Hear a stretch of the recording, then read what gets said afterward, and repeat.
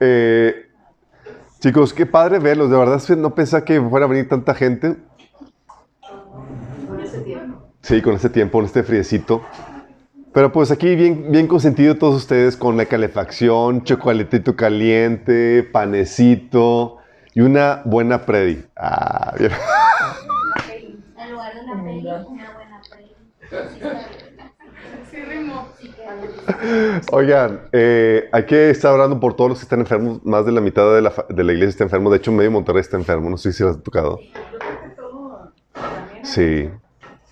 Allá en Chiapas también. O sea, medio México está enfermo. Guadalajara también. dijo que está tranquilo. O sea, medio mundo también. Oye, no, sí, digo, um, por favor, sí, para que estén orando por la iglesia, los que están enfermos y los familiares y demás, hay que estar orando para que el Señor nos sane, restaure nuestros cuerpos. Sabemos que hay médicos que Dios ha puesto y hay procesos naturales que Dios ha establecido, sus leyes naturales que nos ayudan a sanar. Um, Pero hay mucha gente que, por ejemplo, hay unos enfermos de gripa normal, otros de influenza y también alergia y también hay de enfermos de COVID. Pero muchos enfermos de COVID, chicos, no saben qué hacer, no saben qué protocolos tomar. Si no saben, por favor, pueden contactarnos a los de la iglesia o pasen la voz para recomendarles remedios para tratar el COVID. A gran parte de nosotros ya nos dio. Entonces ya tenemos callo con eso. Una de las cosas más complejas con el COVID, no sé si lo llegaron a experimentar, es la perturbación espiritual con la que viene acompañado. Es interesante. Hermanas y hermanos ahí como que hablando de que el temor, la opresión, las pesadillas y demás está muy intenso por todo lo que se está sucediendo en el mundo, chicos. Pero bueno, hoy vamos a ver la sesión 8 del patriarcado. Va a estar muy interesante. Vamos a comenzar con una oración. Amado Padre, damos gracias, Señor, por el privilegio que nos da, Señor, de venir a reunirnos, Señor, aquí a este lugar, para alabarte, exaltarte, Señor, para bendecir tu nombre, Padre. Señor, queremos disponer nuestro corazón para aprender más de ti, Señor. Ábranos, danos sabiduría. Habla a través de mí, Señor. Cubre cualquier deficiencia que pueda tener, Padre. Y te pido, Señor, que bendigas a los que están aquí presentes y a los que nos están sintonizando y escuchando esta predicación donde quiera que estén. Señor, que sea tu Espíritu hablando, Padre, transformándonos por el poder de tu palabra, Señor. Te lo pedimos en el nombre de Jesús. Amén. Ok, vamos a la lección 8, chicos. Ha estado largo el trayecto. La verdad, esta serie es de improviso. No lo tenía planeado ni agendado. De esas que nada más quería dar una temática para aclarar un asunto que onda con el liderazgo de las mujeres y pues el Señor que te avienta, ¿no? Pero estaba muy interesante y creo que este tema es crucial en los tiempos que estamos viviendo porque se va a requerir, conforme las cosas, el declive de la civilización va en aumento y conforme los tiempos se vuelven más peligrosos, se va a requerir que se levante el liderazgo del varón más que nunca. Sí.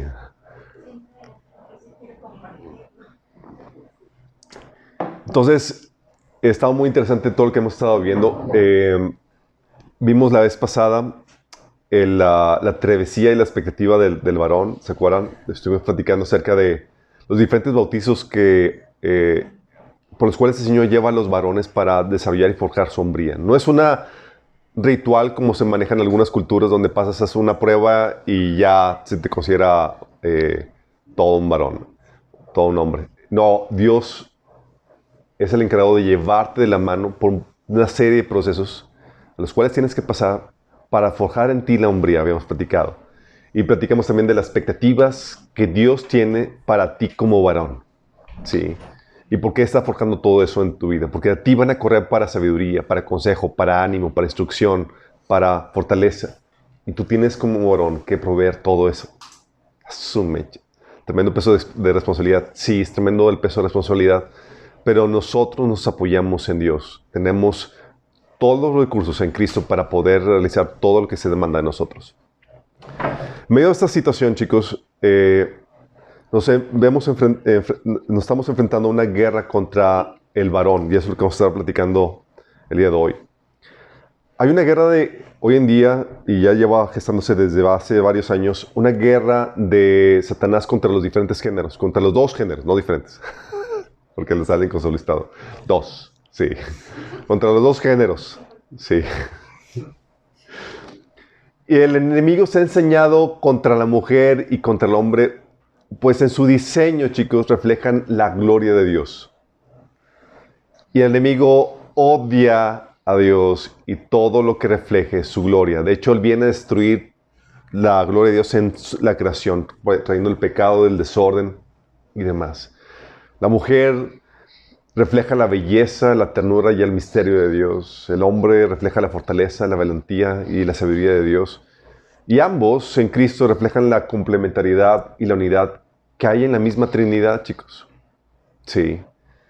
Por eso cuando la Biblia menciona de que se dejará al hombre a su padre y a su madre y se unirá a su mujer y serán una sola carne, serán un solo ser, está dando una referencia a la Trinidad cuando Jesús decía que mi Padre y yo uno somos. Hablando de esa unidad sistémica. El enemigo odia eso, odia esa unidad, esa complementariedad. Odia que ambos géneros podamos reflejar la gloria de Dios en todo su esplendor. Y se ha desatado una guerra contra el varón. Dice, oye, ¿es una guerra contra ambos sexos? Sí, pero está estratégicamente apuntada contra el varón. Sí. Porque si ataca el varón, la mujer queda expuesta. Por su función de protector del varón, si se tumba el varón, la mujer queda vulnerable a los ataques del maligno, los ataques del enemigo. Y está sucediendo hoy en día, chicos. El hombre que fue diseñado para proteger y darle lugar apropiado a la mujer, tenemos ahora con los movimientos feministas y LGTB defendiendo la participación de hombres biológicos que se creen mujeres a que desplacen a las mujeres en los deportes, en certámenes de belleza. ¿Supieron el caso en España? Y las expone en a situaciones de riesgo en baños públicos y hasta en cárceles. Ha sabido situaciones donde, oye, hombres biológicos que se creen mujer entran a baños de mujeres y ha habido situaciones de abuso e incluso, no sé si supieron noticia hace tiempo de a un hombre biológico que se sentía mujer y lo metieron a las cárceles de mujeres. Lo metieron a la cárcel de mujeres. ¿Qué creen que pasó, chicos? ¿Que lo violaron? No. Resultó que él terminó violando a su compañera de celda. Sí.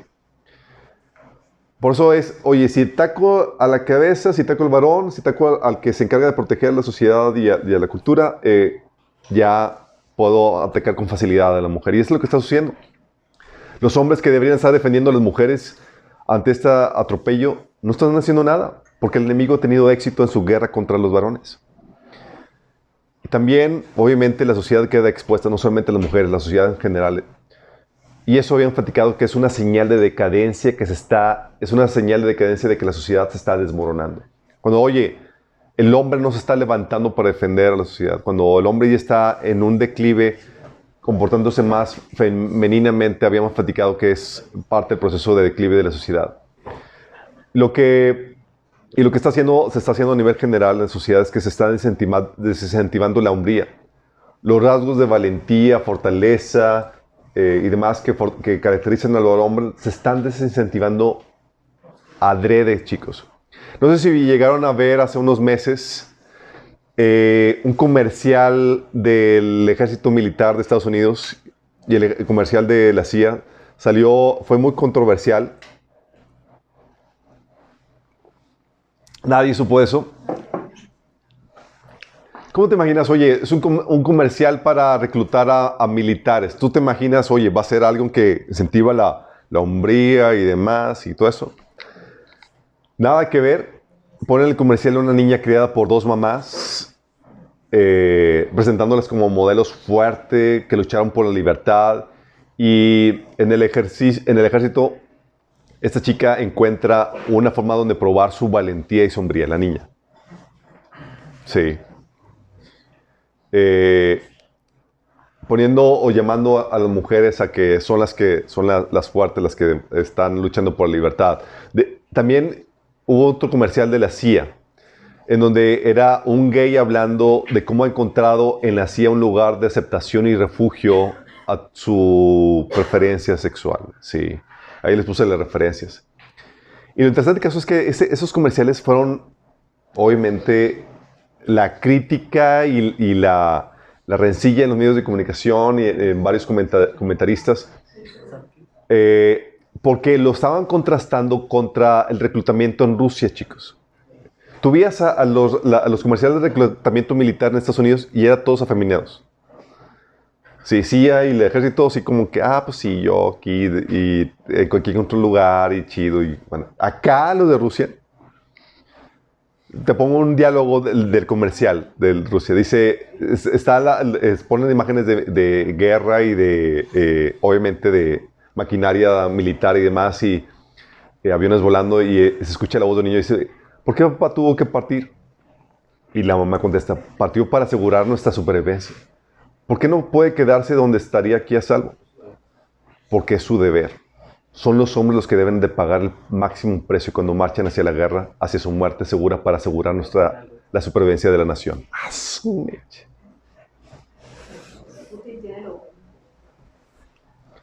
¿Te imaginas las diferentes actitudes y demás? Unos acá, machín, hombres poniendo su función, y acá poniendo a afeminados y a mujeres al frente.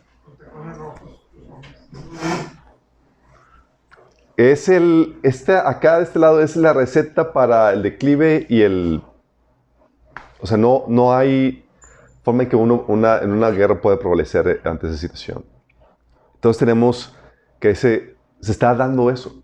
¿Por qué? Porque por el declive de los varones en la sociedad, se está quedando la sociedad expuesta. Una invasión con ese tipo de personas haciendo frente para vencer o luchar contra los que son esforzados, valientes contra la actitud varonil de los fuertes, pues están expuestos a perder fácilmente. En medio calorcito.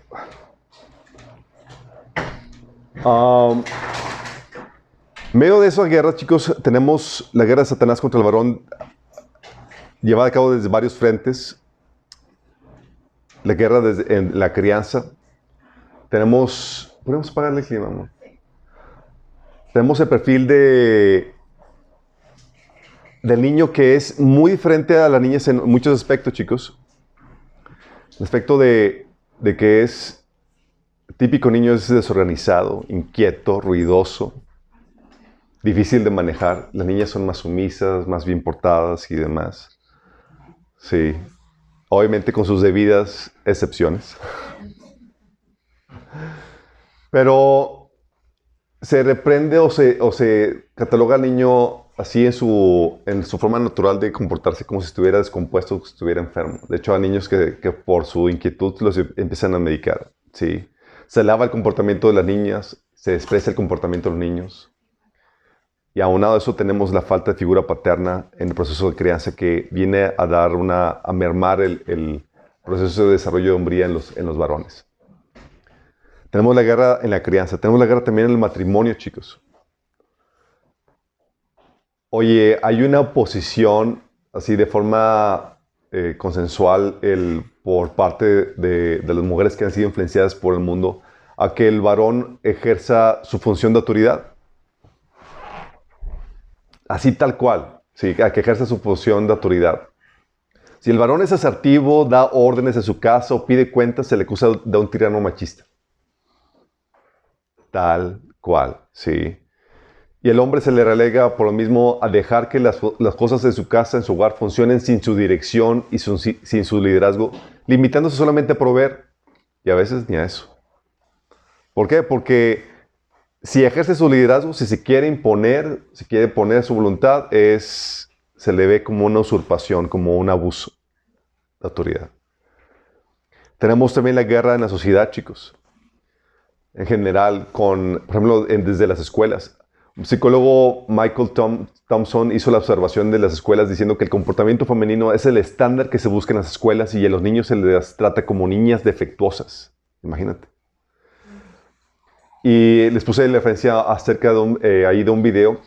Hicieron el estudio de cómo hay una discriminación sistemática en las escuelas contra los varones. Y todo por cuestión de asuntos ideológicos. Cómo fomentan la actitud femenina tanto en las evaluaciones como en el plan educativo. Sí, en detrimento de la hombría de los varones. Los varones, chicos, están siendo muy atacados en muchos frentes. Sí, y no es de extrañarse. El enemigo sabe que si tumba la cabeza, tumba todo. Los varones, por el ataque del enemigo, son muy atacados en muchos aspectos. Pero, por ejemplo, tú puedes ver este ataque en varios asuntos como el hecho de que viven menos comparados con la mujer, promedio 5 años menos. Los hombres son 2 veces más dados a caer en el alcoholismo que las mujeres. Son más afectados por las drogas, mueren por sobredosis 2 veces más que las mujeres. Son presa más fácilmente de las adicciones de videojuegos. Cometen más suicidios. El 77% de los suicidios son cometidos por varones. Sí. La mayoría de las estadísticas aquí son de Estados Unidos, chicos. En México no hay muchos estudios que se realizan, entonces los tomamos de ahí, pero son muy similares. Dentro de los ataques de los varones puedes ver también que son los que más cometen, los que más crímenes cometen. Más del 90% de las personas en prisión, ¿quién crees que son? Varones. Tienen el peor desempeño académico, tienen menos menciones honoríficas, son los que menos se gradúan de preparatorias, van menos a las universidades. Sí, ahorita las mujeres, la mayoría son las que tienen, ocupan los mayores o obtienen los mayores doctorados y son los que son ya la mayoría en humanidades, en carreras de humanidades, leyes, medicina. Ganan por mismo menos por la baja educación. Son los que más toman medicamentos por dolor y antidepresivos. Los varones son los que se casan, menos varones se casan y menos se mantienen casados. Sí, de hecho hay una dice donde, oye, ¿por qué tanto joven soltero? Es una tendencia general. Varones solteros están huyendo del matrimonio. De hecho, es más probable que los varones adultos vivan en casa de sus padres que con su pareja. Los varones viviendo en casa de sus padres. Sí. De hecho, son el doble de mujeres solteras las que, comparado con los hombres, las que llegan a comprar casa comparado con los varones. O sea, dices, oye, ¿quién se hace más fácilmente una propiedad? Las mujeres, más así que los varones. 1 de cada 5 son diagnosticados con diversos desórdenes de hiperactividad, los varones, versus las mujeres, 1 en cada 11. Sí. Comparando hombres y mujeres con experiencias similares, trabajando las mismas horas, en trabajos similares y por el mismo tiempo, la brecha de ingresos que se acusa de que los hombres ganan más que las mujeres, cuando comparas en situaciones homólogas, similares, la brecha de ingresos desaparece. De hecho, se revierte. Las mujeres terminan ganando más que los hombres en ese sentido. De hecho, la mayoría de las posiciones gerenciales en Estados Unidos, por ejemplo, son tomadas por mujeres. Sí. Las mujeres están teniendo un mayor desempeño incluso en los exámenes de inteligencia. En promedio, 8 puntos por encima de los varones. Sí. De hecho, la mitad de los hombres están fallando los exámenes de prueba física requeridos para el ejército. 70% de hecho, los hombres tienen problemas de obesidad. ¿Te imaginas? No sé si lo han notado eso. Oye, vas a las universidades hoy en día y es mujeres, sobrepobladas mujeres. Y no es porque de repente las mujeres haya habido un incremento en la natalidad de mujeres. Sigue siendo prácticamente 50 y 50. Sí, no es eso. Simplemente los hombres están relegando en las universidades, en la cuestión académica y demás. No es porque haya más mujeres que estén haciendo. Simplemente las mujeres están sobresaliendo en ese sentido más que los varones. La guerra incluso, chicos, llega a ser incluso física. Algo que ha estado sucediendo desde los años 70 es que, interesantemente, el esperma de los varones desde los 70 ha estado disminuyendo un 60%. Es decir, y los científicos no saben por qué. Oye, ¿por qué tienen menos esperma los varones? Desde los 70 ha estado disminuyendo constantemente y ahorita los varones tienen un 60% menos de lo que tenían los varones en el año 70. Algo que también está sucediendo es que los niveles de testosterona han estado disminuyendo en promedio 1% anual desde 1987. Niveles de testosterona. Sí. Sabes que eso es la hormona masculina lo que hace que los hombres sean agresivos, toscos, varoniles y demás. Ha estado disminuyendo un 1% en los hombres en general en el mundo. Y no saben por qué. Es decir, los varones que hoy tienen 40 años tienen un 30% nivel menos de testosterona que los varones que tienen la misma edad en 1987. Y los bajos niveles de testosterona se relacionan con la depresión, el letargo, el aumento de peso, la disminución cognitiva, etc. Y a pesar de que se sabe esta situación, no hay ningún estudio que esté investigando el por qué está sucediendo esto. Qué ¿verdad?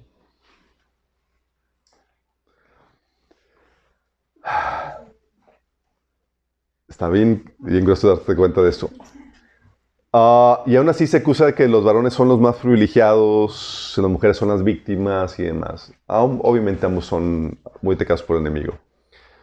Pero la posición de ser cabezas y ser los fuertes, obviamente se da una fachada de que los hombres ahorita son los que tienen una posición privilegiada en muchas cuestiones. Cuando no es así. Están siendo sumamente atacados. Pero todo esto, chicos, es una guerra espiritual. Es una guerra espiritual contra el varón. No es una persona, no es un grupo. Son potestades demoníacas que están queriendo destruir la sociedad, la iglesia, la familia. Y el centro de ataque que se realiza es atacando al varón, atacando a la cabeza. Sí. Hay varias formas de ataque que el enemigo realiza. Uno es el espíritu de confusión de identidad y el otro, el espíritu jezabélico. Haciendo a un lado la guerra ideológica que está llevándose a cabo, la guerra tal vez química o física que están realizando. Quiero enfocarme en estas dos formas de guerra espiritual que se está llevando contra el varón. La confusión de identidad, chicos.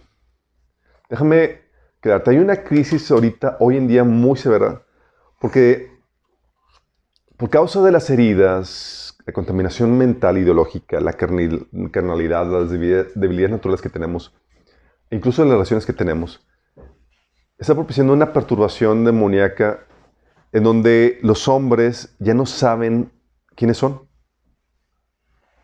No se saben definir. Oye, pues es que siento atracción por otros hombres, o soy muy sensible, o ¿quién soy? O sea, nunca recibí afirmación por parte de mi padre, heridas, ¿sí? O la propaganda ideológica que te enseña que tú puedes hacer cualquier cosa que se te ocurra hacer. Ya la biología ya no cuenta en eso.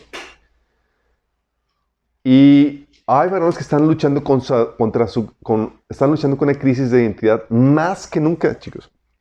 Y dices, oye, es a partir de esta campaña ideológica que está lanzado contra todos, hombres y mujeres, que a partir de esa campaña mediática, que es que se ha aumentado exponencialmente, si me recuerdan, un 200%, los casos de cambio de sexo, de cambio de género y demás. ¿Y era por qué? Antes no sucedía. No, es que es algo ideológico. Y el enemigo lo que quiere hacer quiere definirte. Y muchos hombres batallan con quién soy. En medio de todo ese bombardeo ideológico, de esa perturbación demoníaca, de esas heridas, es quién soy realmente. Sí. Y más, obviamente, tienes un trasfondo en donde de heridas, de contaminación ideológica por lo que escuchas y demás, las relaciones que tienes, ya no sabes si realmente eres un hombre o no. Yo recuerdo en la primaria teníamos un amigo pues, que era muy sensible. Sí, muy delicadillo y todos le echaban carro de que pues era gay. Pues nada que ver, le gustaban las mujeres y demás, pero pues era sensible. Pero era tanto el bombardeo que se la creyó. Y años después y toda la cosa, ya él llegó a comentar, porque era amigo de mis hermanas también, me enteré por medio de ellas que él llegó a comentar que, pues no, que él le gustaban las mujeres más, pero pues, fue tanta la presión que dijo que lo consideró, lo aceptó y se entregó al asunto. Sí, así pasa. Y luego más cuando está acompañado por ataques de perturbación de tendencias pecaminosas y demás. Dices, oye, ¿quién soy? Oye, tengo esa tendencia y demás. ¿Te va a definir eso? Dice la pregunta, ¿quién eres? Satanás quiere definirte, pero tienes que recordar quién eres. ¿Quién eres? Eres un ser creado a la imagen de Dios. Dice la Biblia en Génesis 1, 26 al 27 que Dios te hizo a su imagen y semejanza. A su imagen y semejanza. A la imagen de Dios. Dice que varón y hembra los creó a la imagen de Dios. También le dice la Biblia, sin embargo, que hay una naturaleza pecaminosa en ti. Una naturaleza pecaminosa que no eres tú. Y eso es clave, así, para subrayarlo y para enfatizar. Por causa de la caída, tú adquiriste una naturaleza pecaminosa que no era natural a ti. Que no era parte del diseño original que Dios hizo en ti. Es una naturaleza pecaminosa que no eres tú. De hecho, Pablo lo pone de esa forma. Romanos 7, del 14 al 20 dice: sabemos en efecto que la ley es espiritual, pero yo soy meramente humano y estoy vendido como esclavo al pecado. No entiendo lo que me pasa, pues no hago lo que quiero, sino lo que aborrezco. Está platicando Pablo una experiencia que todos hemos tenido, sí, como seres humanos. Una experiencia donde somos esclavos del pecado y se manifiesta porque no hago lo que quiero, sino lo que aborrezco. Y todos hemos hecho alguna vez cosas que sabemos que están mal y que aborreces. Versículo 16 dice, ahora bien, si hago lo que no quiero, estoy de acuerdo de que la ley es buena. Pero en ese caso, ya no soy yo quien lo lleva a cabo, sino el pecado que habita en mí. ¿Quién dice que ya no lo lleva a cabo? Dice Pablo, ya no soy yo, sino el pecado. Fíjate cómo empieza a distinguir dos identidades. Una soy yo, sí, mi verdadero yo creado en Dios, y otro que no soy yo, que está dentro de mí, que es mi naturaleza pecaminosa, el pecado que habita en mí. Pero fíjate cómo lo pone, dice, pero en este caso, ya no soy yo quien lo lleva a cabo, sino el pecado que habita en mí. Yo sé que en mí, es decir, en mi naturaleza pecaminosa, nada bueno habita. Es la parte negativa, es la naturaleza pecaminosa que heredamos por parte de Adán. Dice, aunque deseo hacer lo bueno, no soy capaz de hacerlo, porque controla esa parte mala, llega a controlar al individuo. De hecho, no hago el bien que quiero, sino el mal que no quiero. Y si hago lo que no quiero, ya no soy yo quien lo hace, sino el pecado que habita en mí. ¿Sí te das cuenta? Aquí Pablo está diciéndote, está dándote a entender que no eres tú el que hace lo malo, sino es la naturaleza pecaminosa. Que tu verdadero yo, creado en Dios, es el que ama a Dios y el que quiere obedecer. Sí. Gálatas 5:17 dice que la naturaleza pecaminosa desea hacer el mal, que es precisamente lo contrario que el Espíritu quiere. Y el Espíritu nos da deseos que se oponen a lo que desea nuestra naturaleza pecaminosa. O sea, la naturaleza pecaminosa pone malos deseos. Sí. Y Satanás es bien estratégico porque, como está dentro de ti, lo sientes como tuyo y piensas que eres tú. Y Satanás quiere definirte por lo que haces. Pecaste, mentiste y demás, y se dice, es un mentiroso, es un pecado. Sí, eres un pecador. Romanos 7:15 dice Jesús, dice Pablo, no hago lo que quiero, sino lo que aborrezco. Hablando de que la cajeteamos muchas veces, pero Pablo, por revelación del Espíritu Santo, le hizo ver, no eres tú. Es el pecado que habita en ti. Pero Satanás llega a decirte, eres de lo peor, eres todo un pecador. Sí, no hay remedio para ti. Ya mejor entrégate. Sí. Te define por lo que haces y por tus impulsos pecaminosos, como habíamos leído en Gálatas 5:17, que la naturaleza pecaminosa desea hacer el mal, pone deseos pecaminosos. Y el enemigo, porque te lleva a pecar, esa naturaleza pecaminosa, con la ayuda de Satanás, te lleva a pecar y a tener esos deseos pecaminosos. Por medio de eso, el enemigo quiere definirte. Actúas y sientes, entonces debe ser mal y debe ser peor. Oye, siento atracción, siento y he caído de más, entonces debo ser homosexual. Y es así como te trata de definir. Pero Jesús nos define en Él, en su creación, en su redención. En su creación porque fuimos hechos a su imagen y semejanza. Él no hizo algo torcido. Pero sabemos que por causa del pecado de Adán, nosotros nacimos torcidos a pesar de tener la imagen de Dios. Entonces ahí es donde viene a redefinirnos su redención. Te desviaste del diseño original, pero no te preocupes. Jesús dice, te volvemos al diseño original. Sí. Dice 1 Corintios 6:11. Algunos de ustedes eran antes así. Está hablando de que eran idólatras, borrachos, maldicientes y demás. Dice, algunos de ustedes eran antes así, pero fueron limpiados, fueron hechos santos, fueron hechos justos ante Dios al invocar el nombre del Señor Jesucristo y por el Espíritu de nuestro Dios. Fíjate lo que dice, te cambió la identidad, ¿qué? El hecho de haber sido salvo. Antes sí eras un hijo del diablo, sí, pero por la fe se te ha dado autoridad para ser hecho hijo de Dios, ya eres simiente de Dios. Entonces aquí dice que ya eres justo, ya eres santo. Fíjate cómo cambia. Oye, pero en la práctica, pues, tengo fallas y demás. Sí, hay una lucha. Sí. Dice Romanos 8:29, dice que porque a los que Dios conoció de antemano también los ha predestinado a ser transformados según a la imagen de su Hijo para que Él sea el primogénito entre muchos hermanos. Sí, hay esa situación de naturaleza pecaminosa, de práctica pecaminosa, pero tú has nacido de nuevo en Cristo Jesús por la actitud correcta que decidiste arrepentirte, creer en Él. Y eso te hace ver que realmente eres hijo de Dios. Sí, porque el Señor ha hecho por ti en la cruz. Y ahora empieza el proceso de salvación donde te volvemos al estado original, a la imagen correcta, a la identidad correcta en Cristo. Por eso se nos enseña a morir a nosotros mismos en la Biblia. ¿O qué creen que se refiere cuando dice la Biblia que debes de negarte a ti mismo y tomar tu cruz? Como dice en Lucas 9:23. ¿De qué crees? ¿Que debo negarte a ti mismo? Hay deseos que Dios puso en ti, chicos. A eso no debes de morir. Cuando la Biblia habla de que te niegas a ti mismo y tomas tu cruz, está hablando de que mueras a tu naturaleza pecaminosa. A que niegues a ti mismo te refieres a que mueras a esos deseos pecaminosos. Como están dentro de ti mismo, se sienten como tuyos. Sí los han sentido como tuyos.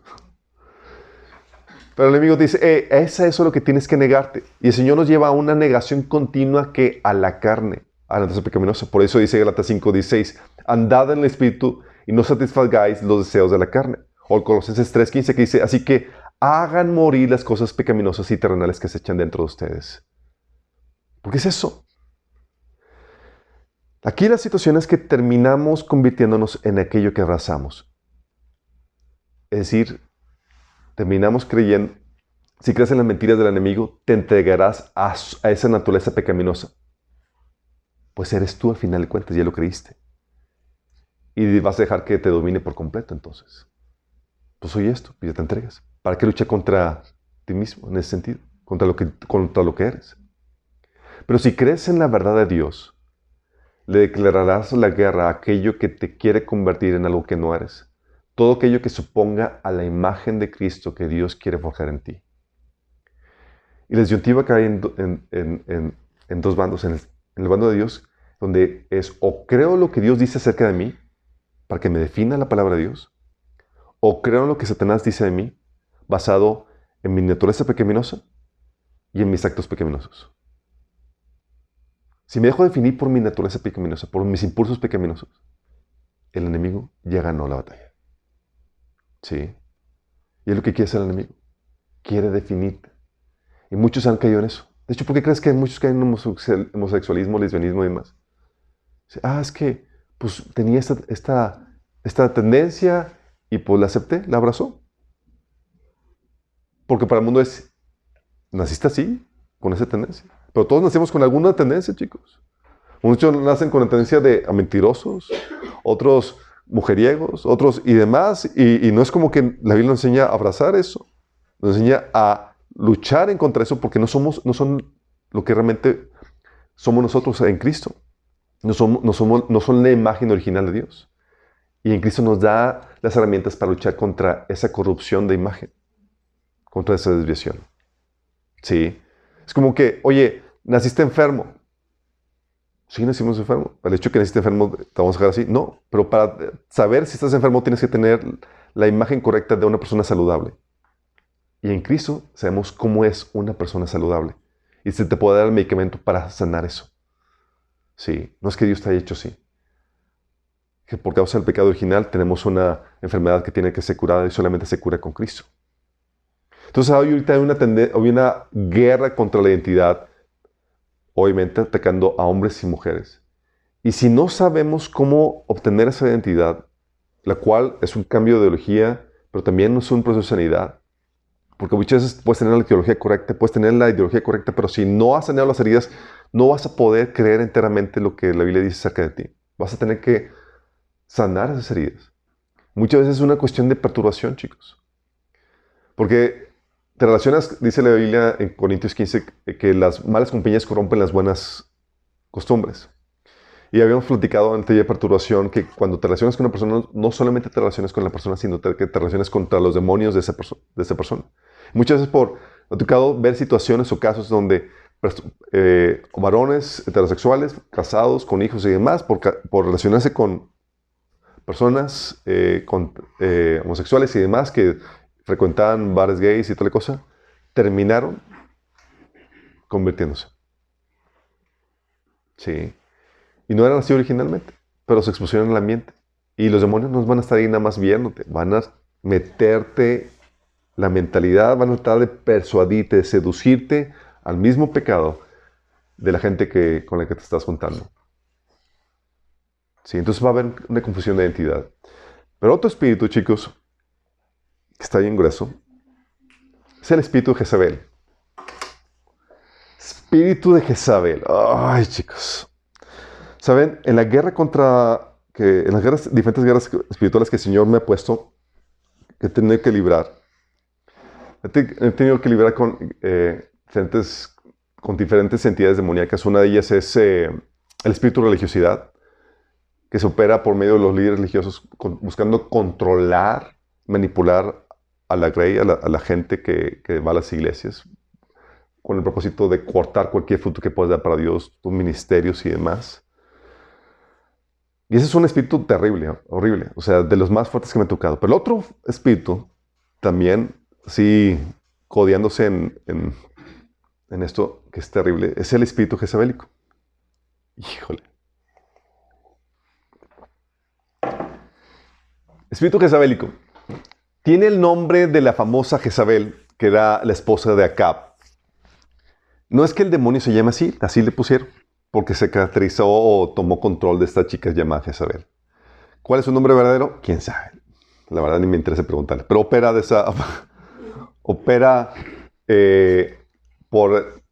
pero sabemos cómo opera. Y es un espíritu de control y manipulación que elimina el liderazgo del varón en la familia, en la iglesia, en la política.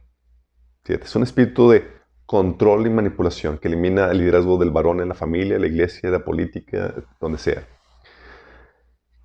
Y todo comenzó, chicos, no con Jezabel, con Eva. Con Evita Perón. No, Eva, la de Génesis. ¿Te acuerdas cuando pecaron Adán y Eva y demás? Dios le dijo a la mujer, haré más agudo el dolor de tu embarazo y con dolor darás a luz. Y desearás controlar a tu marido, pero él gobernará sobre ti. Fíjate bien aquí. Dice, desearás controlar a tu marido. Básicamente estaba poniendo en rencilla a ambos géneros como consecuencia de su obediencia. Vino esa catástrofe. Una situación por el mando, por el control. Sí, el hombre va a gobernar sobre ti, pero sabes que tú vas a querer dominarlo. Y vas a hacerlo de formas muy estratégicas. Esa situación, que es parte de la naturaleza pecaminosa, que es un espíritu de rebeldía, al final de cuentas, que está en el hombre y la mujer. Pero esa situación se acentúa con el operar de demonios, que doblan la voluntad del varón por medio de la mujer. Una cosa es naturaleza pecaminosa, chicos, se puede lidiar con eso. Pero ya cuando entra un ente demoníaco a operar por medio de esa naturaleza pecaminosa, es, oh my goodness. Sí.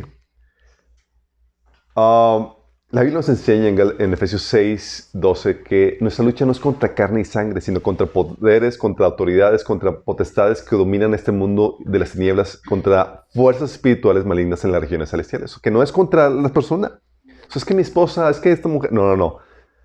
Hay un espíritu operando en esa persona, aprovechando las debilidades o la naturaleza pecaminosa que hay en esa persona. ¿Sí? El enemigo puede entrar, chicos, en las personas. ¿Te acuerdas? Oye, Judas ya tenía una situación de desagrado con Jesús. ¿Se acuerdan? Pero si a ese desagrado, si a esa naturaleza pecaminosa viene Jesús, viene el enemigo a ayudar, ¿te imaginas lo delicado que se puede convertir el asunto? Así como Judas, Lucas 22:3 dice, entonces entró Satanás en Judas, uno de los 12, al que llamaban el Iscariote. Entró. O sea, hay gente que puede ser poseída por un demonio, donde si ya tenía una tendencia natural pecaminosa, esa se reafirma y se fortalece para hacer cosas más terribles. ¿Sí? Si Judas se la pensaba, con Satanás ahí ayudándolo dentro de él, con la mano cintura lo entregaba. ¿Sí? Puede entonces entrar en personas, también puede llenar nuestro corazón con cosas malas.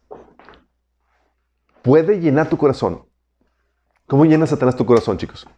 Aquí ya no necesariamente puede ser una posesión demoníaca, sino que ya aceptaste las mentiras del enemigo. Ya te persuadió a una actitud donde ya, sin lugar a duda, a que hagas algo malo.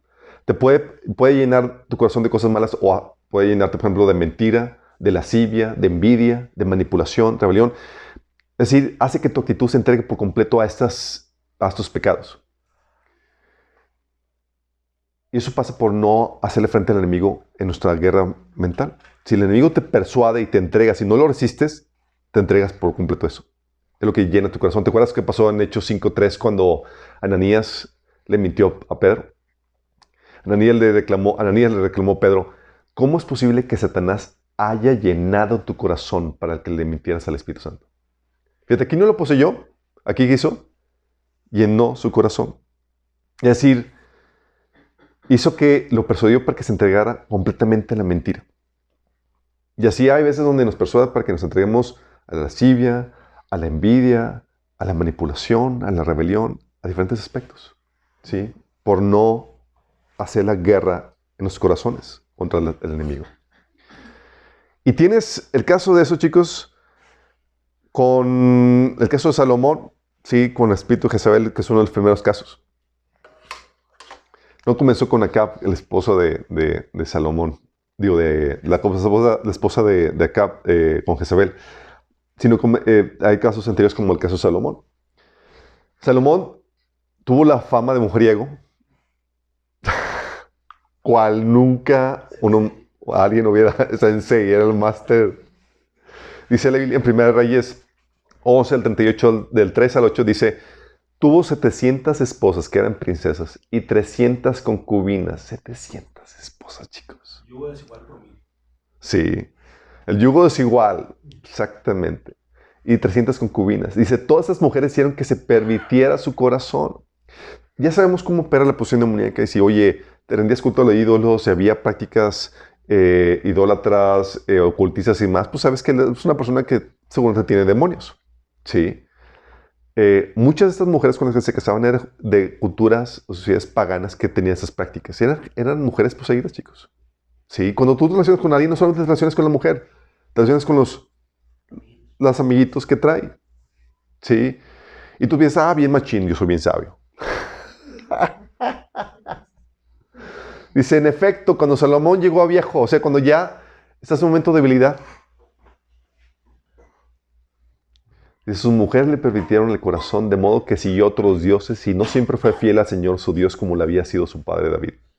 Por el contrario, Salomón siguió a Astarte, diosa de los sidonios, y a Moloc, el detestable dios de los amonitas. Este dios, chicos, es el que sacrificaron niños. Así que Salomón hizo lo que ofende al Señor y no permaneció fiel a él como su padre David. Fue en esa época cuando en una montaña al este de Jerusalén, Salomón edificó un altar pagano a Quemos, el detestable dios de Moab, y a otro a Moloc, el despreciable dios de los amonitos. En esos altares sacrificaban niños, chicos. Y Salomón así, con tal de agradar a sus mujeres. Lo mismo hizo en favor de sus mujeres extranjeras para que éstas pudieran quemar incienso y ofrecer sacrificios a sus dioses. Y hasta era la misma reina del cielo. ¿Se imaginan eso, chicos? Y dices, oye, ¿qué pasó con esa? Ni su sabiduría, chicos. O sea, tú puedes saber que está algo mal. Tú puedes saber. Pero la problemática es que cuando empieza el espíritu jezabelico, tú no solamente estás lidiando con la persona, no es un intercambio intelectual. Estás hablando con entidades demoníacas que están operando detrás de esa persona. Y lidiar con eso sobrepasa tu capacidad intelectual y de sabiduría. Estás hablando de una guerra espiritual, donde que es hacer guerras en oración y buscando al Señor que te ayude con eso. El caso, obviamente, por excelencia, es el caso de acá. Ahí puedes ver el operar de Jezabel de una forma gloriosa. Porque aquí no fueron cientos de mujeres para lograr convencer a un varón que era virtuoso y sabio. Aquí está hablando de una sola. Y se hizo garras al rey. Puedes ver eso en 1 Reyes 16, del 29 al 33, que dice: Acab, hijo de Omri, comenzó a gobernar Israel en el año 38 del reinado de Asa, rey de Judá, y reinó en Samaria 22 años.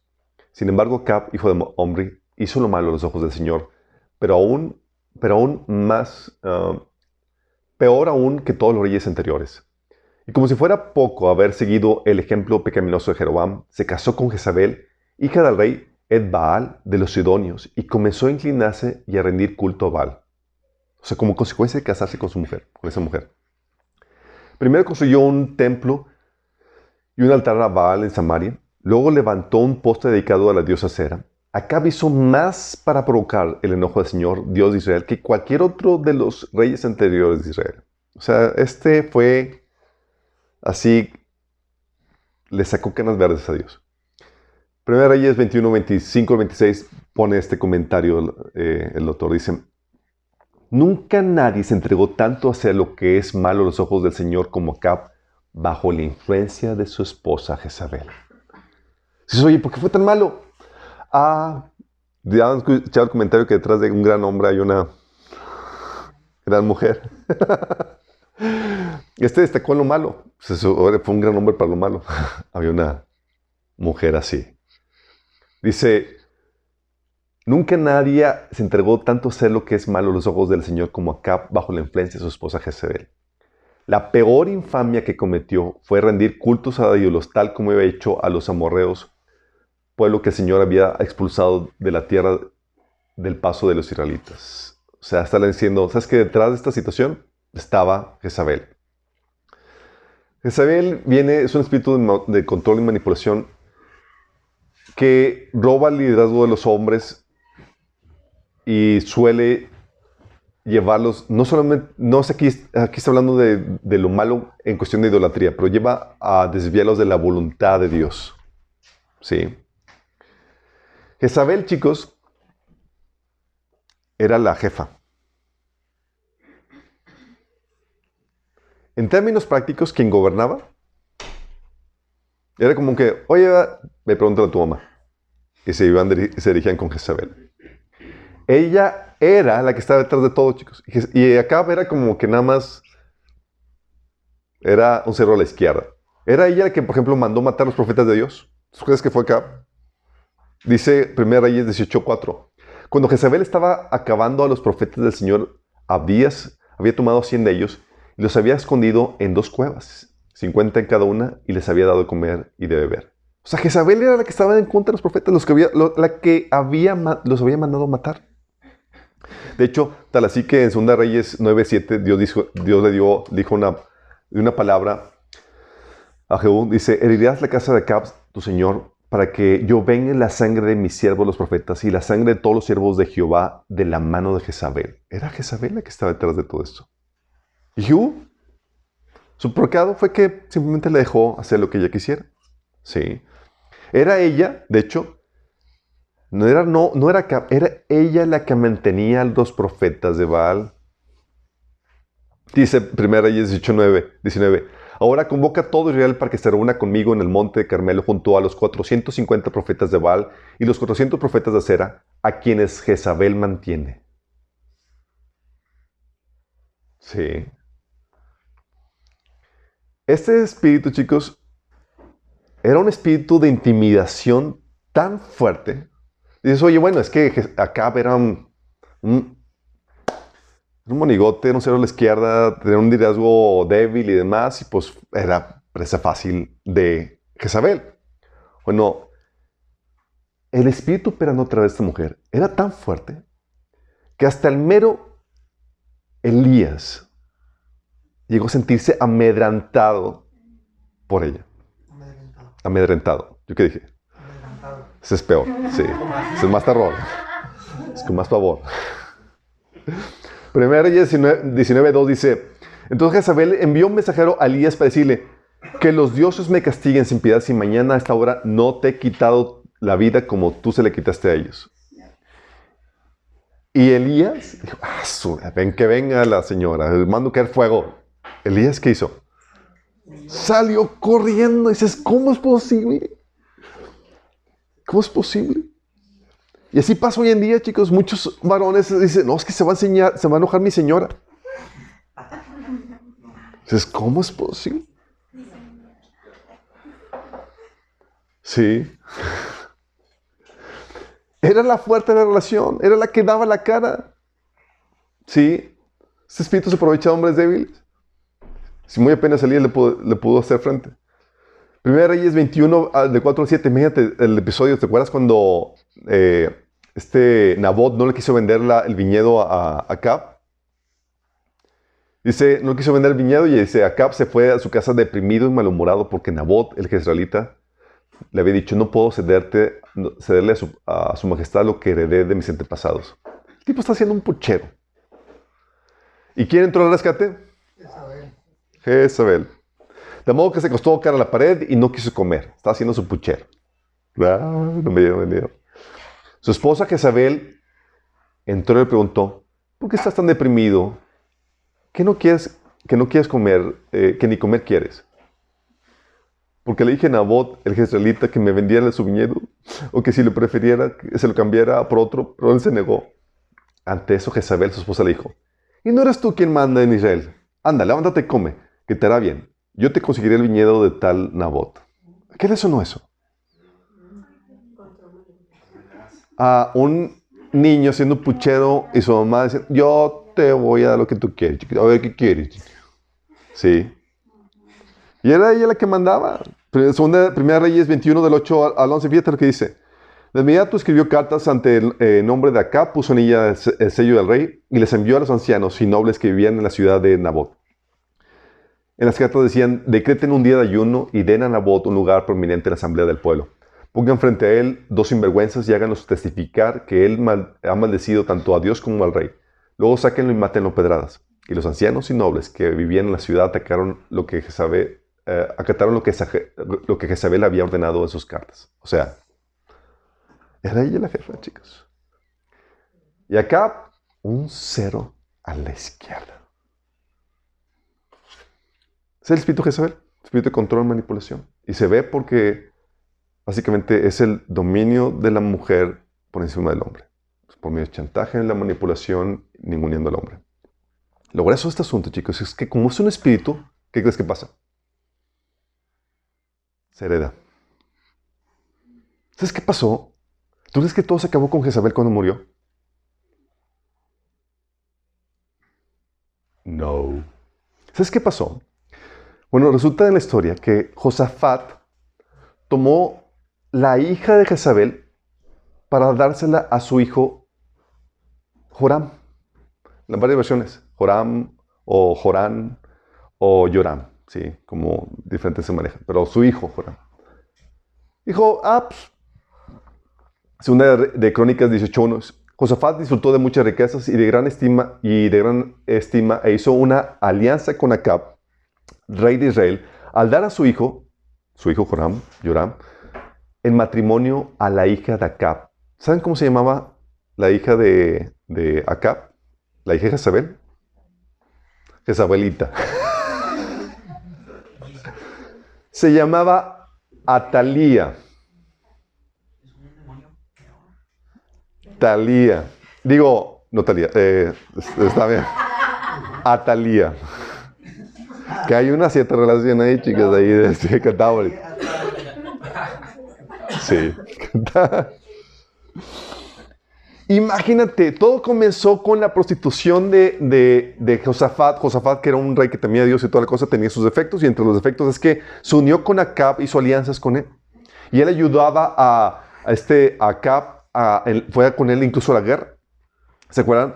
En 2 Corintios 18, del 2 al 3, se unieron en guerra y salieron de la guerra porque estuvo a punto de perder el pellejo ahí en su vida en medio de esa guerra. En 2 Crónicas 19, del 1 al 2 llega y el Señor lo reprende, le dice, ¿por qué habrías de ayudar a los perversos y amar a los que odian a Dios?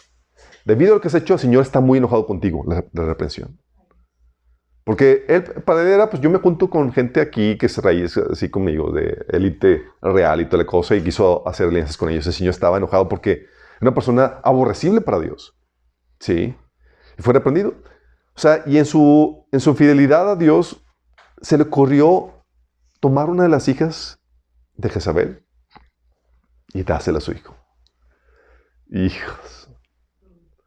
Como resultado, la influencia de Jezabel pasó a los reyes de Israel en Jerusalén por el matrimonio de su hija con Joram. Imagínate, tienes a una Jezabelita ahora ejerciendo influencia en los reyes de Jerusalén. Dice 2 Crónicas 21, del 4 al 6, dice, cuando murió Josafat, lo enterraron con sus antepasados en la ciudad de David. Después su hijo Joram lo sucedió en el trono. Cuando Joram se afianzó firmemente en el trono, mató a todos sus hermanos y algunos de los otros líderes de Judá. Joram tenía 32 años cuando subió al trono y reinó en Jerusalén 8 años. Sin embargo, siguió el ejemplo de los reyes de Israel y fue tan perverso como el rey Acab, porque se había casado con una de las hijas de Acab. Así que Joram hizo lo malo a los ojos del Señor.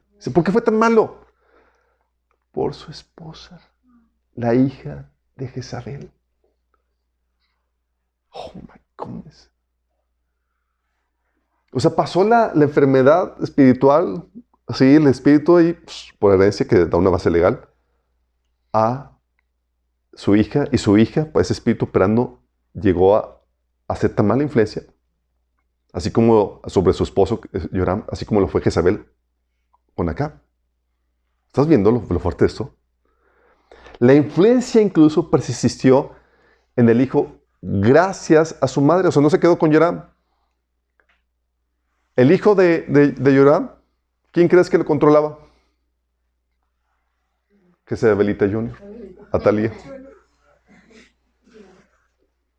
2 Crónicas 21, 16 al 19. O sea, no solamente influenció a su marido para que se convirtiera en Acab II, sino que influenció a su hijo. Dice, después el Señor incitó a los filisteos y a los árabes, pueblos que vivían cerca de los etíopes, para que atacaran a Joram. Marcharon contra Judá, derribaron sus defensas y se llevaron todo lo que había de valor en el palacio, incluso a los hijos y a las esposas del rey. Solo quedó con vida Ocasías, el menor de sus hijos. Después de esto, el Señor afligió a Joram con una enfermedad intestinal incurable. Cada día empeoraba y al cabo de 2 años se le salieron los intestinos por causa de su enfermedad y murió con terribles dolores. Uno podría checarle la causa de esa enfermedad a su esposa, que lo indujo a hacer lo malo. Su pueblo no hizo gran hoguera funeraria para honrarlo como se había hecho con sus antepasados. Fíjate, aquí entonces murió Joram con los intestinos y demás por juicio de Dios, gracias a su esposa, y llegó al poder Ocasías, el hijo menor de Joram. Entonces el pueblo de Jerusalén proclamó como siguiente rey a Ocasías, el hijo menor de Joram, ya que bandas de saqueadores que llegaron con los árabes habían matado a todos los hijos mayores. Por eso Ocasías, hijo de Joram, reinó sobre En el capítulo 22 del 13 al 4 dice, Ocasías también siguió el mal ejemplo de la familia del rey Acab, porque su madre lo animaba a hacer lo malo. O sea, Jezabel, ¿sí? Sobre la vida de Acab. Jezabel tiene una hija y de la hija sobre la vida de Joram, ¿sí? De su esposo. Y luego su hijo, chicos, ¿sí? ¿Quién controlaba a Ocasías? Su madre. Era una madre controladora. Dice, entonces que siguió el mal ejemplo de la familia del rey de Acab porque su madre lo animaba a hacer lo malo. Hizo lo malo a los ojos del Señor, igual que la familia de Acab. Igual, chicos. La misma descripción que su papá. ¿Gracias a quién? A Jezabelita Jr. Los parientes de Acab incluso llegaron a ser asesores de Ocasías después de la muerte de su padre y lo llevaron a la ruina.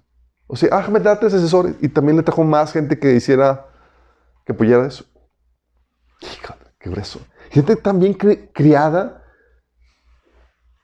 la hija de Jezabel, esta Atalía, que replicó todo el modelo de su mamá bien grueso. Pero ¿tú crees que era nada más por ella misma? Los demonios se heredan, chicos. Sí. Esta influencia es completamente demoníaca. Y era la base legal. Bueno, muere el hijo de Atalía. ¿Y quién crees que entra en poder? Atalía misma. Atalía. Dice, como Joram, el hijo de Acab, estaba herido, el rey Ocasías fue a visitarlo a Jezreel. Sí. O sea, fue a visitar a su primo. Dice, ahora bien, Dios había decidido que esta visita sería la ruina de Ocasías, el hijo de Atalía. Mientras estaba allí, Ocasías salió con Joram para encontrarse con Jehú, nieto de Nimsi, a quien el Señor había designado para destruir la dinastía de Acab. ¿Y qué hizo Jehú? Se lo descabechó. ¿Sale? Lo mató.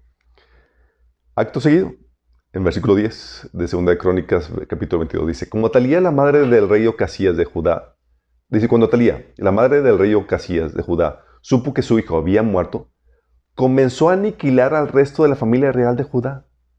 Pero Josaba, hermana de Ocasías, o hija del rey Joram, tomó a Joás, el hijo más pequeño de Ocasías, y lo rescató de entre los demás hijos del rey que estaban a punto de ser ejecutados. Josaba puso a Joás con su nodriza en un dormitorio. De esa manera Josaba, esposa del sacerdote Joiada y hermana de Ocasías, escondió al niño para que Atalía no pudiera asesinarlo. Joás permaneció escondido en el templo de Dios durante 6 años mientras que Atalía gobernaba el país. ¡Qué despiadada mujer! ¿Sabes qué? Se deshizo del resto de los hermanos, de los hijos de Ocasías, y ella, con tal de ella, gobernar. ¡Qué grueso! O sea, aniquiló al resto de la familia real. Nietos, chicos. E hijos. ¡Órale! ¿Por qué? Porque lo que le interesa a una persona opera bajo su espíritu jezabelico, no le interesa el bienestar o la integridad familiar o quién, le interesa mandar. Sí, a costa de todo. Y quita y corta cabezas.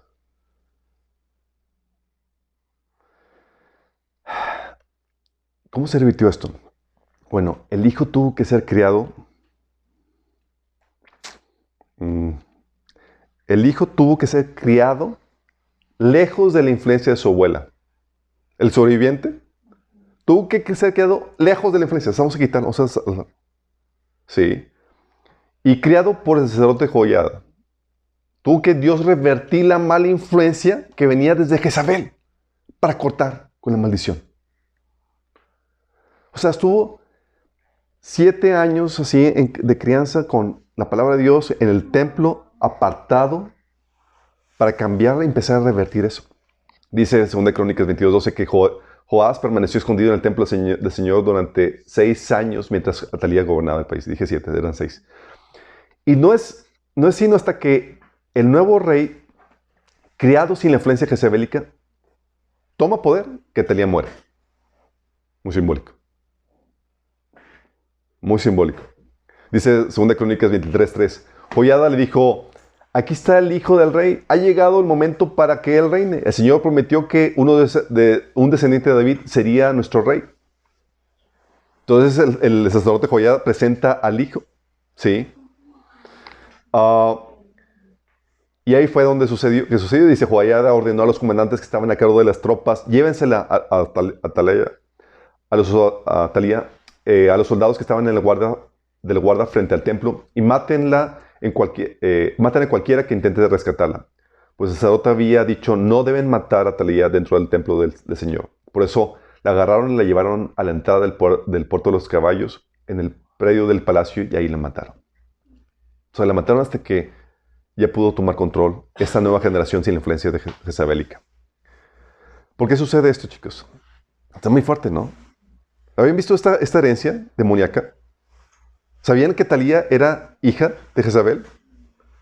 O sea, no bastó la influencia de Jezabel sobre Acab.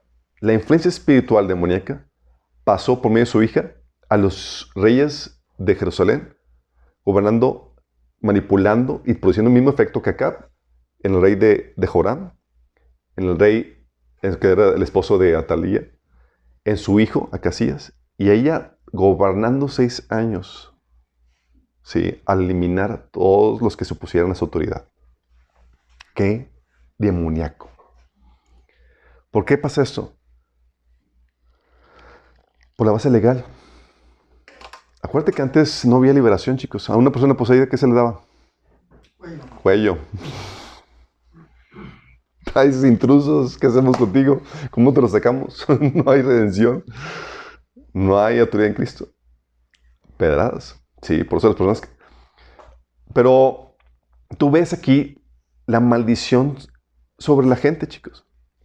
Dice Levítico 26, del 39 al 40, que aquellos de ustedes que sobrevivan serán abatidos en país enemigo porque sus pecados se añadirán al de sus padres. Hablando de que la herencia de destrucción no solamente viene destrucción en tu vida por tus pecados, sino por los pecados desatados de tus antepasados. O sea, tú puedes heredar una base legal de destrucción en tu vida. ¿Sí? Y Éxodo 25 dice, yo soy Jehová tu Dios, fuerte y celoso, que visito la maldad de los padres sobre los hijos, hasta la 3ª y 4ª generación de los que me aborrecen. 3 o 4 generaciones, chicos.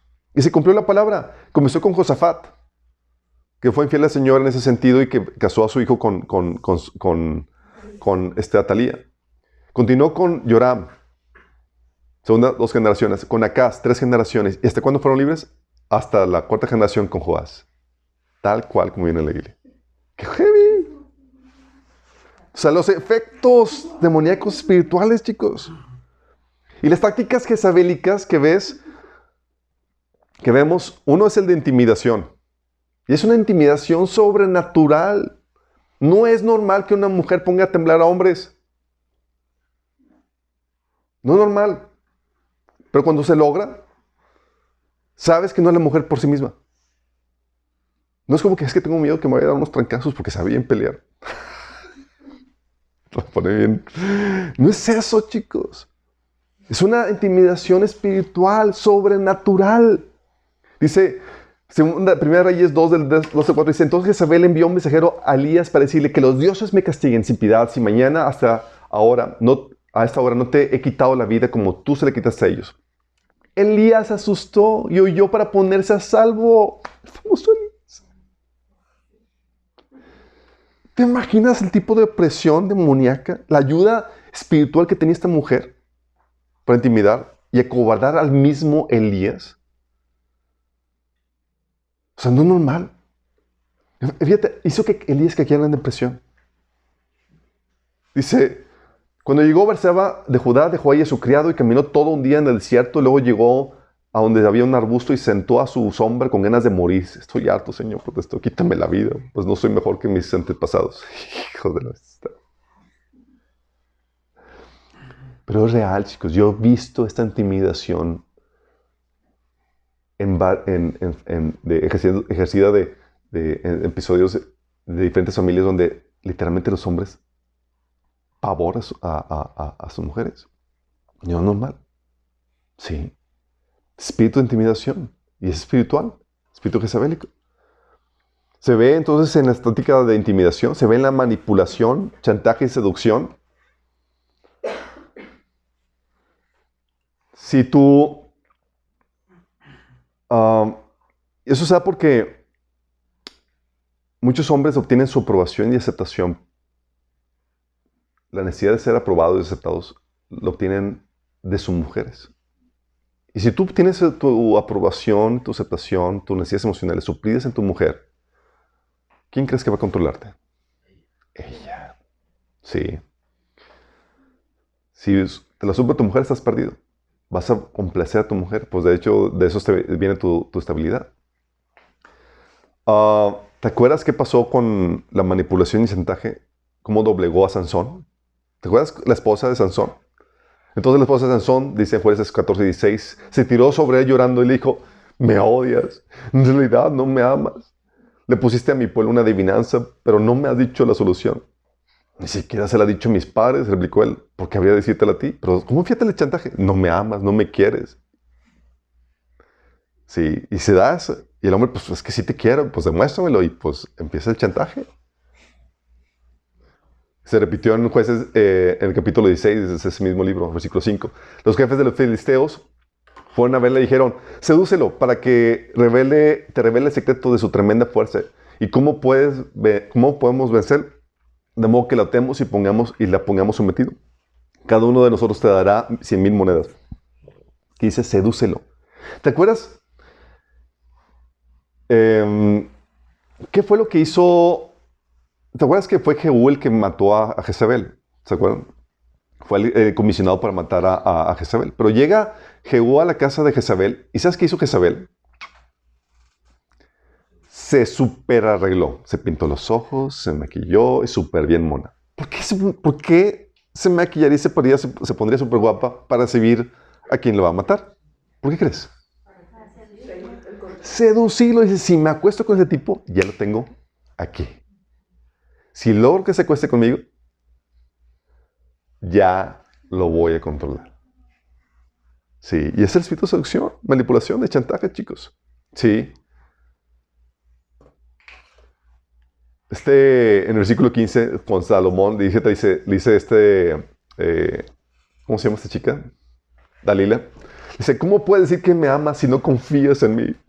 Llevan 3 veces que te burlas de mí y aún no me has dicho el secreto de tu tremenda fuerza. Fíjate.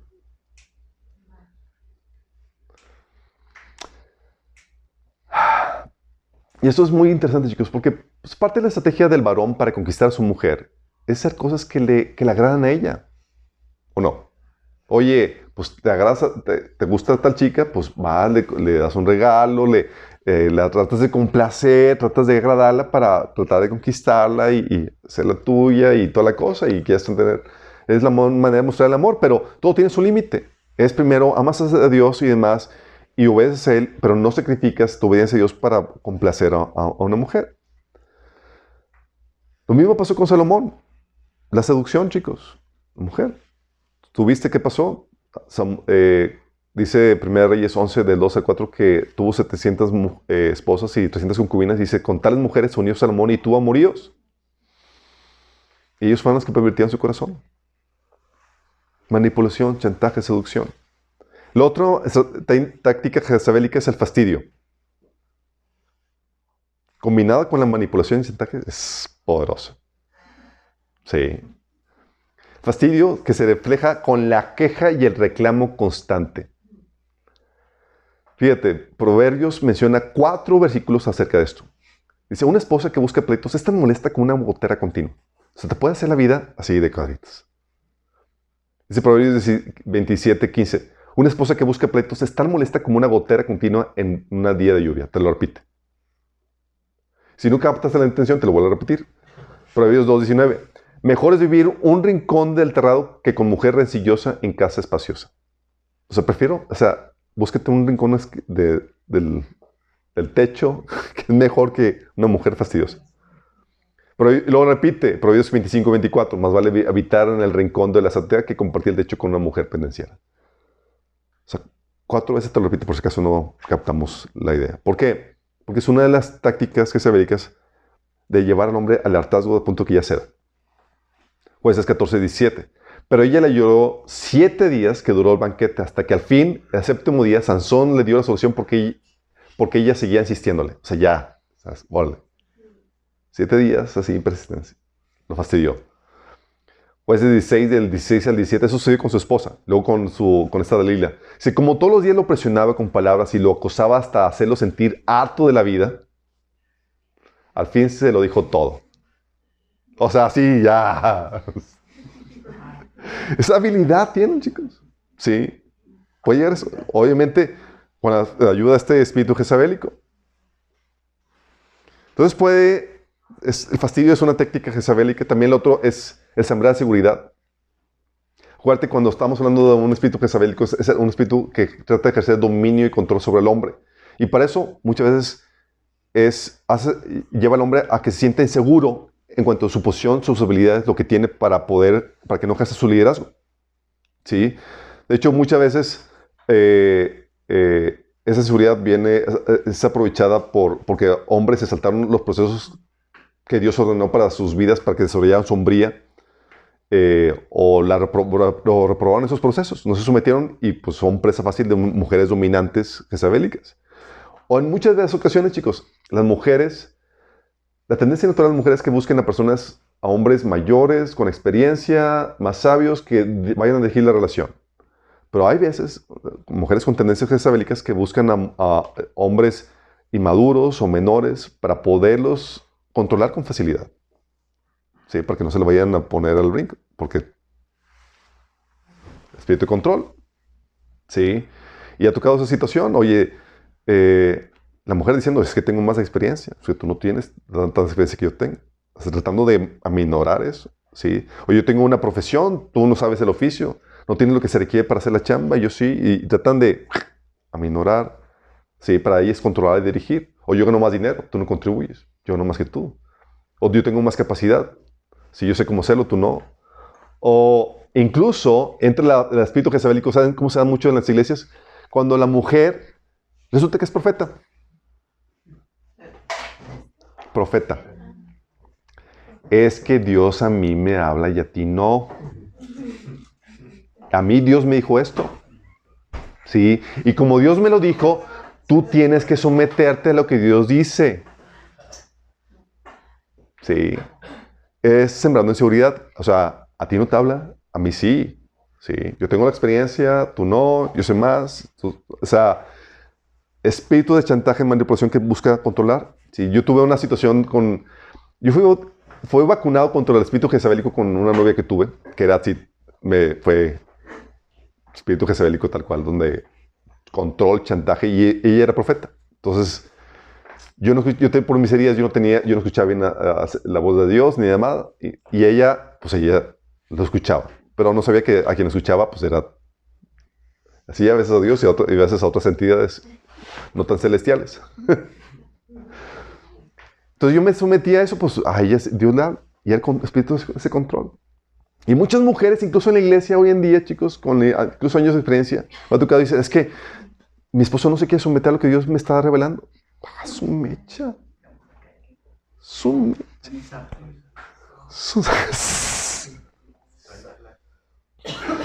Así bien grueso. Se da, chicos. Y ese es el espíritu jezabélico operando.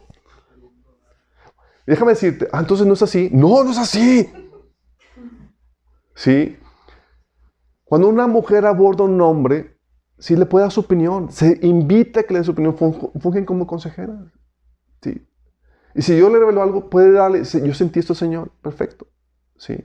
Pero no puede esperar a que se tome por ley que lo que está escuchando o que está allí recibiendo es de Dios. El hombre lo tiene que discernir. Dice la Biblia que habla un profeta, los demás juzguen, se discierna la palabra profética. Porque pesa más el discernimiento que el don de profecía. Está por encima que la profecía. ¿Vamos? Pero a veces no validamos eso. ¿Sí? Y el hombre tengo que discernir, tengo que pesar, tengo que ser racional aquí. No puedo basarme en emociones, sentimientos, ni en cuestiones espiritualaicas. Pero muchas veces también incluso llega la mujer con espíritu jezabélico a tratar de dominar, sembrando inseguridad del hombre. Pues obviamente La mujer a veces le sabe todos los errores y demás, y se lo recalca al varón para que sienta menos y sin autoridad moral para ejercer su liderazgo. Desacreditar. Es que tú tienes esto, esto y esto. Y es espíritu jezabélico. Sí, es que tú no tienes autoridad moral. Entonces, no, el hombre no está en una posición de cabeza porque sea moralmente mejor. Es una posición dada por Dios. Yo cometí ese error. Mi papá no era creyente ni nada. Entonces yo quise levantarme en contra de él porque me encontré yo lo espiritual y Dios, órale, sí. Eso era que Dios lo respaldaba en sus decisiones. En decisiones obviamente que no contradecían la palabra de Dios, pero en su dirección él lo respaldaba. La otra forma en cómo opera la táctica jezabélica es volviendo al varón consentido, dependiente, maniado, castrado, irresponsable. No te preocupes, yo hago todo por ti. Yo me encargo. Sí. Aquí está tu Jezabelita para hacerse cargo de ti. Estás llorando, estás triste. Yo te voy a sacar, te voy a dar lo que quieres. Sí. Primera Reyes 21, de 4 a 7. ¿Por qué está deprimido mi niño? ¿Por qué no quiere comer? No se explaina. ¿Qué no es eso? Dice, porque le dije a Nabot del Jezreelita que me vendiera su viñedo o que si lo prefiriera, se lo cambiara por otro, pero se negó. Entonces Jezabel le dijo, ¿y no eres tú quien manda en Israel? Y ella decía, no. Anda, levántate y come, que te hará bien. Yo te conseguí el viñedo de Nabot. ¿Y es lo que hace Jezabelico? La mujer, espíritu jezabélico. Yo me encargo, mijito. Y hacen niños maniados, controlados por su mamá. Irresponsables. Yo te lo arreglo. Incluso esposas o esposos. ¿Sí? Oye, juntas de demás, oye, citan al varón y mandan a la esposa. ¿Sí? O situaciones chicos, me tocó una vez. Oye, la casa estaba embrujada y estaban... había una embrujada, me refiero que había espíritus médicos en ese caso, por bases legales. Y estaban los dos en la cama del matrimonio y el esposo le dice, oye amor, escuché ruidos, porque vaya citas hombres. Y manda a la mujer, ¿sí? Porque la mujer siempre le sacaba, entraba aquí en los apuros. Es más espiritual. Más espiritual. Una guerrera. Una guerrera y demás. Oye, o citan al varón para hablar así entre patriarcas y relacionar eso, y va con la esposa. No, yo voy contigo. Sí, porque no vayas solo. Sí, yo no. Espíritu jezabélico. Sí. Y hace que el hombre se sienta así protegido, así todo. Pero está maniado. Está castrado. Y la sexta táctica jezabélica es el adoctrinamiento. Oye, que la Biblia dice, esposas sométanse a sus propios esposos como Señor. Y el enemigo dice, ese versículo no aplica a ti. Sí. Tú debes ser como Débora. Te va acompañado. Acuérdense que para que pueda operar un demonio, no solamente los demonios te ponen el sentir, el deseo de gobernar, tiene que acompañarse para que permanezca ese sentir con una ideología, una forma de pensar para que se acentúe ese sentido de control, chicos. Entonces tiene que ir acompañado de una ideología que apoya eso. ¿Sale? Entonces va el adoctrinamiento acompañado para cimentar esa influencia demoníaca. Siempre va a haber ese adoctrinamiento. Los demonios, acuérdate, controlan a los seres humanos, no solamente poniendo feelings, actitudes, sino poniendo la ideología que apoya esos feelings. ¿Sí? Tácticas jezabélicas. Así tú puedes distinguir ese espíritu demoníaco. ¿Cómo se llama el demonio? En realidad, quién sabe, pero sabemos que lo puedes distinguir de esta forma. ¿Cómo se quita este linaje? Si te das cuenta, porque vimos, hay espíritus jezabélicos que operan desde las madres criando a los hijos, ya castrándolos. ¿Sale? Creando a hijos papanatas que van a ser fácilmente manipulados. Se dan los matrimonios y en cualquier otra área. ¿Sí? ¿Cómo se quita este linaje? Se tiene que primero quitar la presencia demoníaca, chicos. primero se tiene que quitar esta presencia demoníaca. Y eso se quita por medio del arrepentimiento y la solicitud de perdón de esos pecados tuyos y tus antepasados. Oye, pues resulta que tú eres una atalaya. Óyteles. Bueno, tú tienes que pedir perdón por tus pecados, por manipular a tu esposo, por hacer de tu hijo un atalía. ¿Qué dice atalaya? Atalaya. Sí. Atalía. Sí, eso sí depende. Atalía. Tienes que pedir perdón al Señor por tus pecados, por el control que está haciendo sobre tu esposo y tus hijos. Pero también por tus antepasados, por los pecados, por ejemplo, de tu mamá. Oye, viene tu mamá, tienes que pedir perdón por ello. Dice Levíticos 26:40. Confesarán su iniquidad y la iniquidad de sus padres por su prevaricación con que prevaricaron contra mí y también porque anduvieron conmigo en oposición. Fíjate, vas a confesar tu iniquidad y de tus padres para quitar esa base legal. Es una confesión tuya y de tus antepasados. Marcos 16:17 dice, obviamente confiesas tu pecado y tienes que echar fuera ese demonio. Sí. Si ya detectaste cómo opera ese demonio, tienes que saber el nombre de ese demonio, simplemente ese demonio jezabélico, ese demonio de control y manipulación hacia el hombre, lo puedes echar fuera en el nombre de Jesús. Dice que en la Biblia que en su nombre se echarán fuera demonios, y es parte de la autoridad que tenemos en Cristo.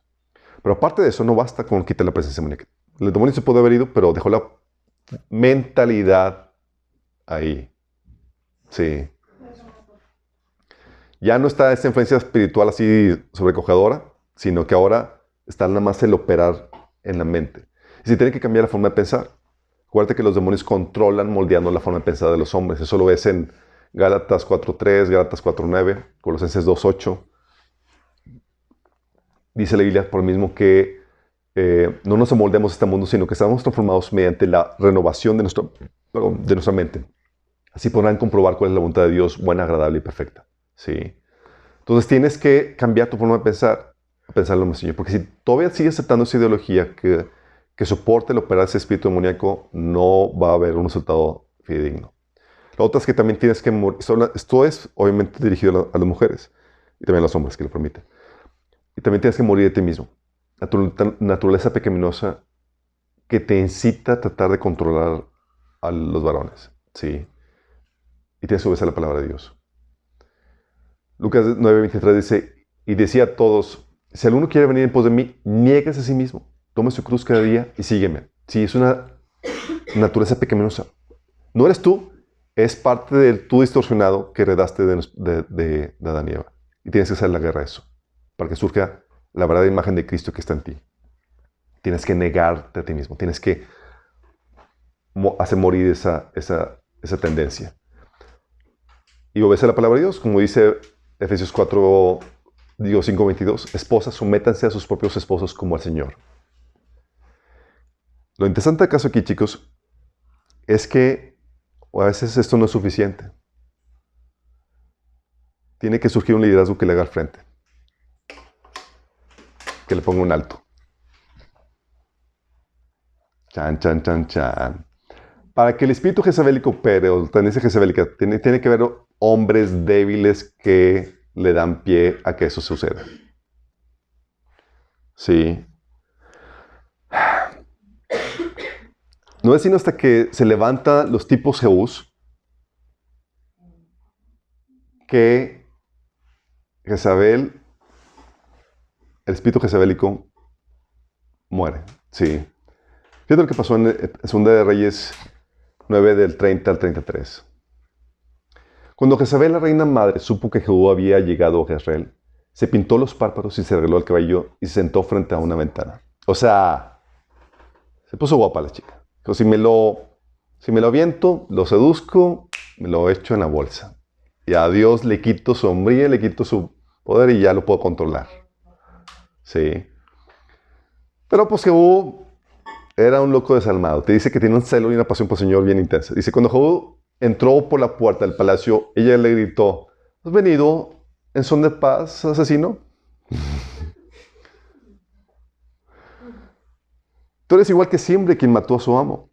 Jehú levantó la vista, la vio en la ventana y gritó, ¿quién está de mi lado? Entonces 2 o 3 eunucos se asomaron a verlo. ¿Sabes qué son eunucos? Son personas castradas. Tírenla abajo, gritó Jehú. Así que la arrojaron por la ventana y su sangre salpicó la pared y los caballos. Y Jehú pisoteó el cuerpo de Jezabel con las patas de sus caballos. Fíjate, chicos. Es que así se liberaba antes, ¿no? Fíjate, bro. Esto es muy simbólico, chicos. No es sino hasta que llega un liderazgo fuerte que hace frente a este espíritu de control y manipulación en la mujer, que los eunucos adquieren la valentía para hacerle frente a Jezabel. Eunucos que simbolizan a los hombres que han sido castrados, que han perdido su liderazgo por causa del liderazgo jezabelico. Sí. Es por medio de este liderazgo que se levanta, que hace que otros adquieran inspiración y que puedan hacerle frente a este espíritu que se trata de operar por medio de la mujer. Algo similar sucedió con Esther, en el libro de Esther. ¿Se acuerdan qué pasó? Porque sabían que si no había un liderazgo fuerte que le haga frente, híjole, la mala influencia puede corromper a más personas y se pueden acobardar. Fíjate lo que pasó en Esther 1 del 15 al 21. ¿Te acuerdas que el rey había mandado a traer a Vasti, la reina? Y Vasti dijo, no quiero ir. Órale, no quieres venir. Entonces el rey pregunta, consultó, dice, según la ley, ¿qué se debe hacer con la reina Vasti? Al haber desobedecido la orden del rey transmitida por los eunucos. Preguntó el rey. En presencia del rey y de los funcionarios, Memucán respondió, la reina Vasti no solo ha ofendido a su majestad, sino también a todos los funcionarios de todos los pueblos de todas las provincias del reino. Porque todas las mujeres se enterarán de la conducta de la reina, y esto hará que desprecien a sus esposos, pues dirán, el rey Asuero mandó que la reina Vasti se presentara ante él, pero ella no fue. El día en que las mujeres de la nobleza de Persia y de Media se enteren de la conducta de la reina, le responderán de la misma manera a todos los dignatarios de su majestad. Entonces no habrá fin al desprecio y a la discordia. Por tanto, si le parece bien a su majestad, emita un decreto real, el cual se escriba con carácter irrevocable en los reyes de Persia y Media, que Vasti nunca vuelva a presentarse ante su majestad y que el título de su reina se le otorgue a otra mujer mejor que ella. Así, cuando el edicto real se dé a conocer por todo su inmenso reino, todas las mujeres respetarán a sus esposos, desde el más importante hasta el menos importante. Fíjate cómo la influencia de un liderazgo fuerte ocasiona que muchos hombres intimidados por sus mujeres pudieran hacerle frente a esa intimidación, igual que sucedió con el caso de Jehú, para poner en orden sus casas y familias. Porque es una lucha que hay, chicos. Es parte de la naturaleza pecaminosa. De que el hombre ceda al liderazgo de la mujer, pero el hombre ha sido llamado a ejercer su liderazgo basado en convicciones personales, no por manipulación ni por chantaje. O sea, tiene que el hombre ser persuadido racionalmente y por convicción propia. ¿Sí? No porque, pues me hizo la llorona y cedí. No, tengo que estar convencido. Por convicción propia. Si cedo mis convicciones, significa que estoy siendo controlado por un espíritu jezabélico. Tengo que hacerle frente a eso. Pero la mujer te va a hacer a veces difícil, un espíritu, más cuando está controlado por un espíritu así, te va a ser difícil el ejercicio de tu liderazgo, porque te va a fastidiar, te va a tratar de manipular, chantajear, seducir, te va a tratar de quitar disminuir tu liderazgo, desacreditar, ¿sí? Va a tratar de gobernar con diferentes tácticas jezabélicas. Pero tú vas a tener que hacerle frente a eso. Si no le haces frente, vas a sucumbir en los dominios del enemigo. ¿Sí? Y vas a tener juicio sobre tu vida como varón. ¿Te acuerdas cuando Moisés sucumbió a las presiones de su esposa y no quiso circuncidar a sus hijos porque su esposa no estaba de acuerdo? ¿Contra quién se fue Dios? ¿Contra su esposa? Contra él. ¿Te acuerdas cómo murió Joram por la mala influencia de su esposa con los intestinos de fuera? Y puede ser que muchas cosas vengan en contra tuya mal, no por... Sí, claro, a final de cuentas la mujer está ejerciendo esa mala influencia. Pero pues, tú como varón no estás haciendo el frente. Y sí, entiendo que a veces es difícil. Porque no solamente estás lidiando con la persona, estás lidiando con los demonios de la persona. Y como ya vimos, esos demonios pueden llegar a intimidar a personas tan fuertes como Elías. Oye, para que estuviera temblando, qué heavy, ¿sí? Y es ahí donde tú requieres la fortaleza que todo varón encuentra en Dios. Es solamente con Dios con que uno puede hacer frente a esa intimidación espiritual. Sin Dios, es presa fácil. Vas a ser acobardado e intimidado por una mujer. ¿Sí? Por eso requieres estar bien arraigado en Dios. Acuérdate que tu fortaleza como varón no es en ti mismo, está en Dios. Y separado de Él, nada puedes hacer. ¿Sí? Esto es para que veas una probadita de la guerra que se levanta por parte del enemigo contra ti como varón. ¿Oramos? Amado Padre Celestial, te damos gracias, Señor, porque tú nos revelas las acechanzas y las artimañas del enemigo, Señor. Gracias, Padre, porque tú nos revelas cómo opera el enemigo para que podamos ser discernidos, Señor, del operar demoníaco, Señor, alrededor de nuestro Señor, aún a través de nuestras mujeres, Padre. Gracias, Señor, porque tú nos das la sabiduría para discernirlo y también la fortaleza para enfrentarlo y vencerlo, Señor, en ti. Ayúdenos, Señor, a pelear esta batalla, Señor, que se ha levantado en contra de los géneros, contra los varones, en contra de las mujeres, Señor. En todos los frentes que se está librando esta batalla, Señor. Que podamos ser esos varones que se ponen en la brecha, Señor, para pelear y defender, Señor, esa identidad que tú has dado al varón y a la mujer, Señor. Que podamos ser esos guerreros a favor de los nuestros, Señor. A favor de nuestras esposas. A favor de nuestra sociedad, Señor. Te lo pedimos en el nombre de Jesús.